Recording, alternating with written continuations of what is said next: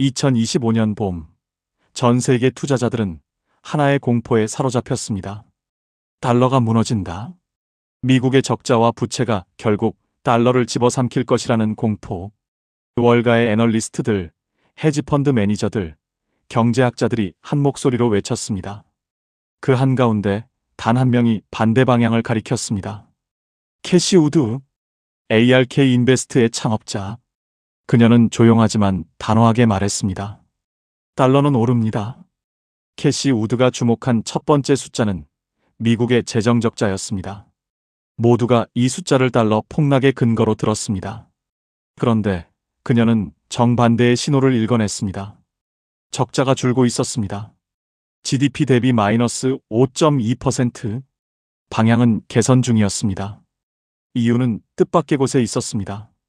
기업들이 대규모 세금 환급을 받고 있었던 것입니다. 미국 정부가 제조시설 투자에 즉시 상각을 허용하면서 기업들은 수백억 달러의 환급을 돌려받았습니다. 그런데도 적자는 줄었습니다. 그녀는 말했습니다.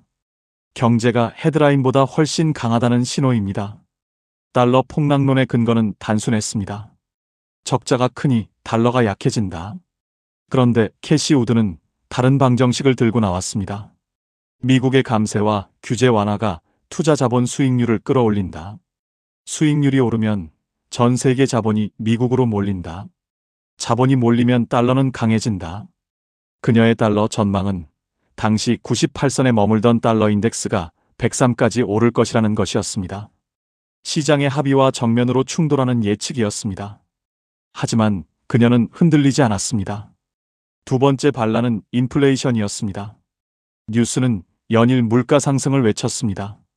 하지만 캐시 우드가 주목한 숫자는 달랐습니다. 트루플레이션, 수천 개의 상품과 서비스를 24시간 실시간으로 측정하는 민간 물가 지표. 그 숫자는 이미 2%에 도달해 있었습니다. 식품과 에너지를 제외한 핵심 지표는 1%였습니다. 연방준비제도가 목표로 하는 2%를 이미 밑돌고 있었습니다. 그녀는 말했습니다. 인플레이션은 이미 끝났습니다. 시장이 아직 모르고 있을 뿐입니다. 세 번째 신호는 가장 급적이었습니다. 미국의 설비 투자 차트. 캐시 우드가 30년 넘게 지켜봐온 그 차트에서 전례 없는 일이 벌어졌습니다. 30년 동안 반복되던 천장이 뚫렸습니다. AI 붐과 전력 인프라 투자가 기폭제였습니다. 더 놀라운 것은 그 여파가 예상치 못한 곳까지 번지고 있었다는 점이었습니다. 인텔, 코닝, 시스코, 이전 기술 버블의 유물로 취급받던 기업들이 다시 대형 수주를 받기 시작했습니다. 캐시 우드는 이것을 제조업 붐의 시작으로 읽었습니다.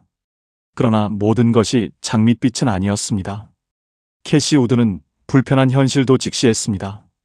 청년 실업률 9.5%, 진입 직급 일자리가 사라지고 있었습니다.